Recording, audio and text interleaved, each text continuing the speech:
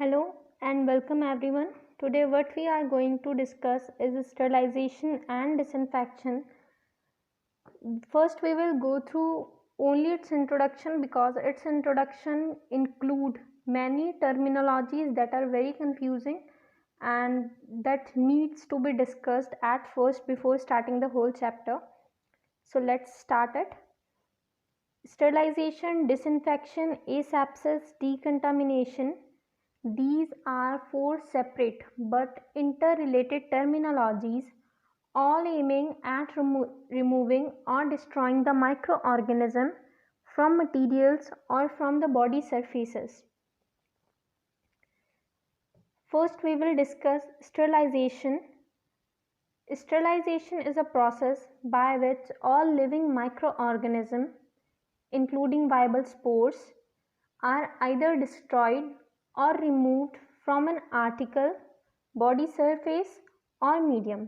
इसका मतलब ये है कि स्टेरिलाइजेशन एक ऐसा प्रोसेस है जिसमें हम जितने भी लिविंग माइक्रो ऑर्गेनिज्म होंगे, जितने भी उनके स्पोर्स होंगे, उन सबको हम डिस्ट्रॉय या रिमूव कर सकते हैं किसी भी आर्टिकल से, किसी भी बॉडी सरफेस के ऊपर से, किसी भी मीडियम के ऊपर से। हम इन सब चीज़ों को क्या कर सकते हैं? डिस्ट्रॉय कर सकते हैं, रिमूव कर सकते हैं।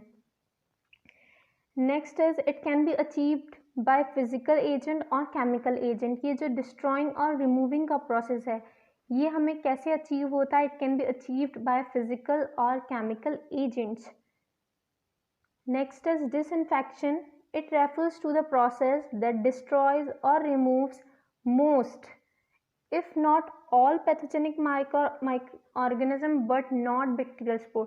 इसका मतलब ये है कि इस प्रोसेस में हम ज़्यादा से ज़्यादा जो हमारे माइक्रो ऑर्गेनिज्म हैं उनको रिमूव या डिस्ट्रॉय कर सकते हैं, पर सब माइक्रो ऑर्गेनिज्म डिस्ट्रॉय नहीं होते और ना ही इसमें बैक्टीरियल स्पोर्स को डिस्ट्रॉय या रिमूव किया जा सकता है। डिसइंफेक्शन के द्वारा ना तो बैक्टीरियल स्पोर्स को रिमूव किया जा सकता है और ना ही सारे पैथोजेनिक माइक्रो ऑर्गेनिज्म को। Its primary goal is to destroy potential pathogen. इसका प्राइमरी गोल क्या है कि जो पोटेंशियल पैथोजन है, जो डिसीज कॉज कर सकता है, उसको ये क्या करता है? डिस्ट्रॉय कर देता है। Reduce total microbial population. For example, एक हमारे पास कोई भी इंस्ट्रूमेंट है, उसके ऊपर बहुत ज़्यादा माइक्रोबियल ग्रोथ हो रखी है, जब हम उसके ऊपर डिसइंफेक्टेंट्स को अप्लाई करेंगे तो वहाँ से क्या होगा? कुछ हद तक जो वहाँ पे ग्रोथ है वो रिमूव हो जाएगी, पर सारी ग्रोथ रिमूव नहीं होगी। Next is agents. इसमें भी हम स्टेरिलाइजेशन की तरह एजेंट्स का यूज़ करते हैं। दे में भी फिजिकल और केमिकल एजेंट्स। इन एजेंट्स को हम डिसइंफेक्टेंट बोलते हैं और ये सिर्फ इन एनिमेट ऑब्जेक्ट्स पे ही हम अप्लाई कर सकते हैं। इनको कभी भी बॉडी सरफेसेस पे अप्लाई नहीं किया जाता।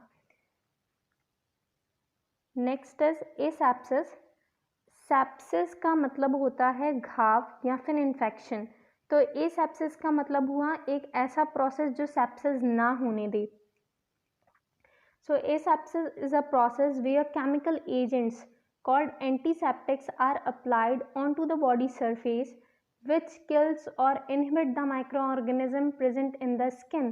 The difference between disinfection and asepsis, that is antiseptic, is कि हम disinfection को body surface पे apply नहीं कर सकते, लेकिन हम asepsis को जो है body surface पे apply कर सकते हैं, skin के ऊपर apply कर सकते हैं।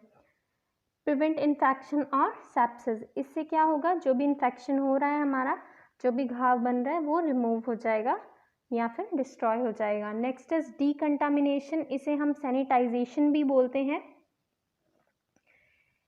इसे हम डीकंटामिनेशन या फिर सैनिटाइजेशन भी बोलते हैं। It refers to the reduction of pathogenic microbial population to a level at which items are considered as safe to handle without protective attire. For example, जो हमारे बर्तन होते हैं उन्हें हम क्या करते हैं? डिटर्जेंट या सोप से धो देते हैं, धो के हमने रख दिए। अगर आप उन धुले हुए बर्तनों का स्वैब लेते हैं और उसको फिर चेक करते हैं तो उसमें भी माइक्रोब्स प्रेजेंट रहते हैं, लेकिन उन धुले हुए बर्तनों को हम यूज़ करते हैं क्योंकि वो यूज़ करने के लिए सेफ हैं।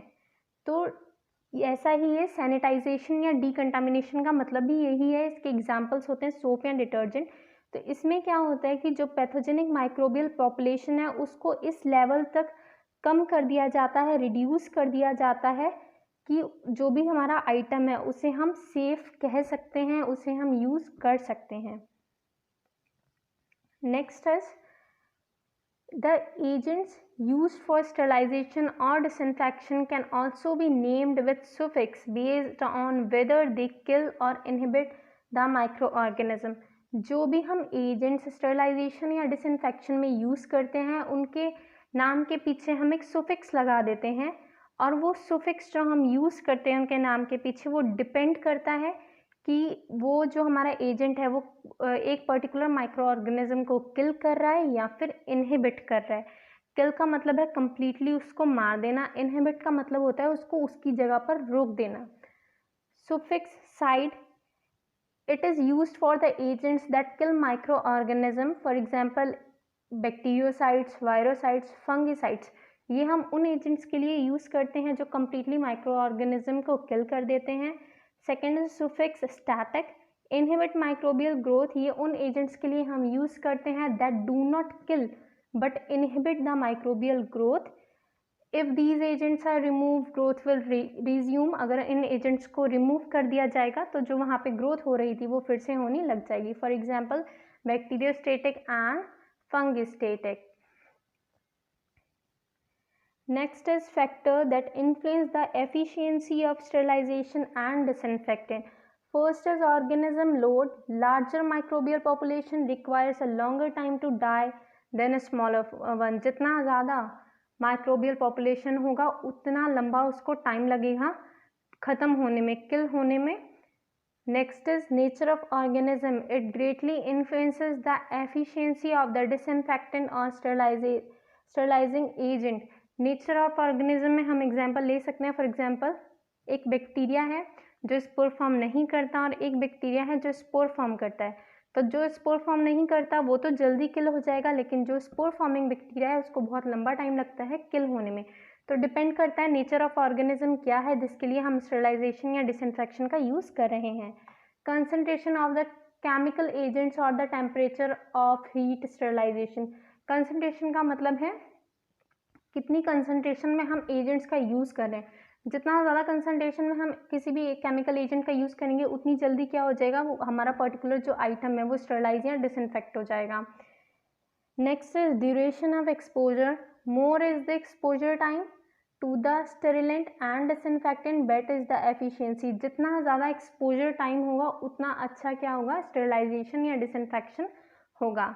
Next is temperature. An increase in the temperature at which chemical acts often enhances its activity. Lower concentration of disinfectant or sterilizing agent can be used at a higher temperature. जितना ज़्यादा temperature होगा उतने अच्छे तरीके से जो हमारा chemical agent है वो वर्क कर पाएगा, और जितना ज़्यादा टेम्परेचर होगा तो वहाँ पे जो हम केमिकल एजेंट का कंसनट्रेशन यूज़ कर रहे हैं वो भी हमें कम में ही काम चल जाएगा। यानी कि अगर टेम्परेचर ज़्यादा है तो फ़ायदे हैं, पहला तो स्टरलाइजेशन बहुत अच्छे से होगा, दूसरा जो भी हम एजेंट यूज़ करें वो भी हमें कम ही यूज़ करना पड़ेगा।